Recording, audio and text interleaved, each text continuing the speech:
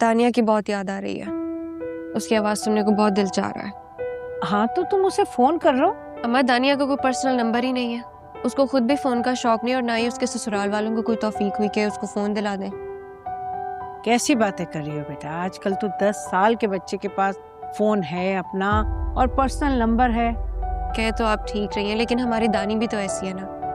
वो खुद अपने मुंह से कुछ नहीं मांगती और ना ही दूसरों को ख्याल होता है कि उसको कुछ दिला दे। हाँ तो वलीद को फोन कर लो, वो तुम्हारी दानिया से बात करा देगा। अम्मा, मेरे पास किसी का नंबर नहीं है। मैंने जब सिम चेंज की थी तो सबके नंबर डिलीट हो गए थे।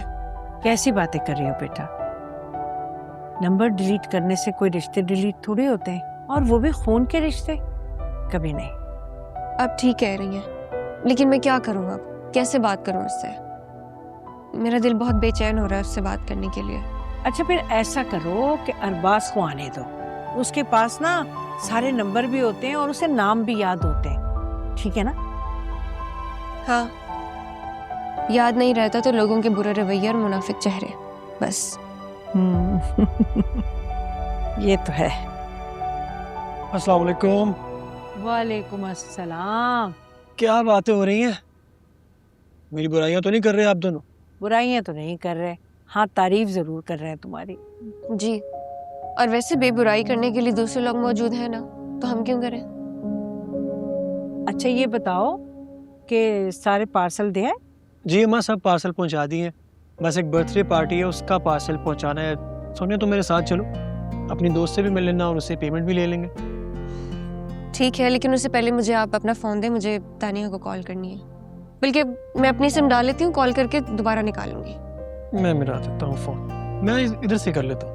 अरे आप अपने फ़ोन से क्यों कॉल कर रहे हैं? लोकेशन का पता चल जाएगा उन लोगों को। सोनिया, हम कब तक यूं छुपते फिरेंगे? अल्लाह का शुक्र है, अल्लाह ने हम पर करम किया, हमें भागने की ज़रूरत नहीं। हो सकता है कि वो लोग भी हमें तलाश कर रहे हो। इससे पहले कि वो लोग मायूस हो जाएं, हमें खुद उनको ढूंढ लेना चाहिए। ऐसा ना हो कि वो मायूस हो के हमें तलाश करना छोड़ दें, इसलिए हमें खुद ही सामने आ जाना चाहिए।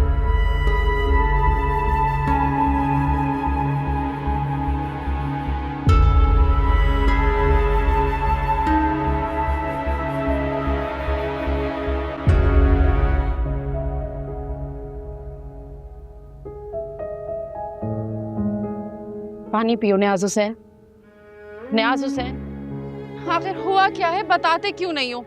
अब कौन सा नया पहाड़ टूटा है हम पर?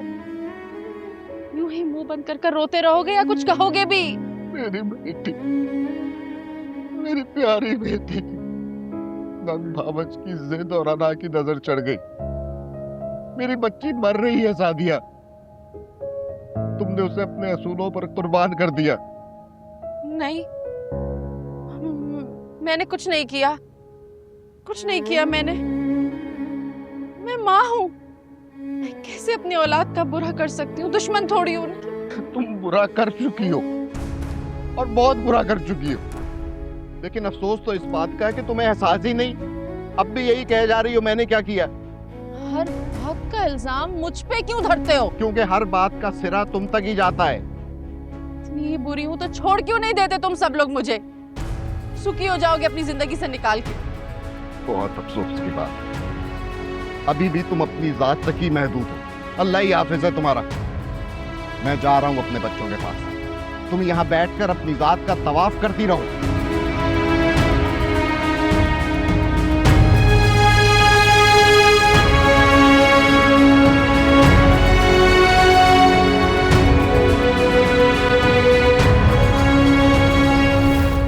बाजी, हिम्मत करें आप। अगर आप खुद हौसला हार जाएंगी तो बच्चों को तसल्ली कौन देगा? कहाँ से लाऊं हौसला और कहाँ से लाऊं हिम्मत? मेरी सारी हिम्मत, मेरा सारा हौसला वो आने वाली नन्ही सी जान अपने साथ ले गया।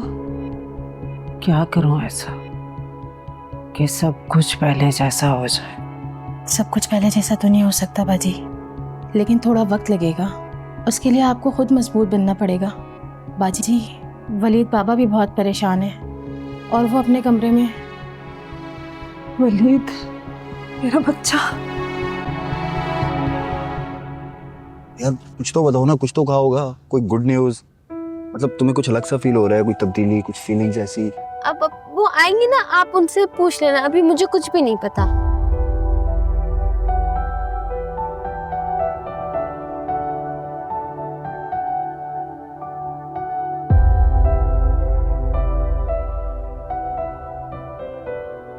वलीद, बेटा हौसला करो, हिम्मत से काम लो। तुम्हें हॉस्पिटल में जाना है बेटा, वहां पता नहीं क्या हालात होंगे। चुप कर जाओ मेरा बच्चा, चुप कर बच्चा, चुप। क्या हुआ? वलीद भाई ने आपकी कॉल नहीं उठाई? पता नहीं, मुझे लगता है कि शायद अब वो मुझसे बात नहीं करना चाहता। नहीं बेटा, ऐसी बातें क्यों कर रहे हो? क्यों अपने इतने अच्छे दोस्त से बदगुमान हो रहे हो? नहीं अम्मा, बदगुमान नहीं हूँ, सिर्फ हकीकत बयान कर रहा हूँ। वक्त के पुलों के नीचे से अब तक बहुत पानी गुजर चुका है। शायद मैं किसी की याद में भी बाकी न रहूं। ऐसी बातें मत करें अरबाज, अल्लाह करे आपको मेरी ही उम्र भी लग जाए। और जिन लोगों से भी आप मिलते हैं सब तो आपसे मुतासिर होते हैं, तो फिर आप ऐसी बातें क्यों कर रहे हैं? कुछ नहीं, मैं वैसे ही मजाक कर रहा था। मेरी इंटेंशन आप लोगों को परेशान करने की नहीं थी। रिलैक्स। आइंदा ऐसी बात कभी मत करना। तुम्हें अंदाजा भी नहीं है कि तुम हमारे लिए क्या हो। इस बात का अंदाजा तुम्हें बाद में होगा। हमारे जीने की वजह तुम हो, हमारी जिद्दोजहद का मरकज भी तुम हो। मुझे माफ कर दे अम्मा, आइंदा कभी ऐसी बात नहीं करूंगा। और आपको पता है कि मेरे जीने की वजह आप दोनों हैं और हमेशा आप ही रहेंगी। आप एक और बार ट्राई करें ना।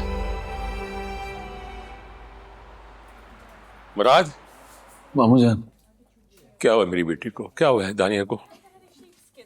वाह भाई साहब वाह, पहली बेटी को मौत के मुंह में धकेल दिया और अब मासूम बन के उसकी खैरियत पूछने आए हैं।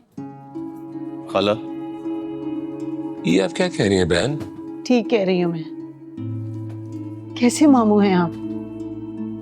भांजी को बेटी बना के लेकर गए थे ना। आपके घरों में बेटियों के साथ ऐसे सलूक किया जाता है जैसा आपने हमारी बच्ची के साथ किया।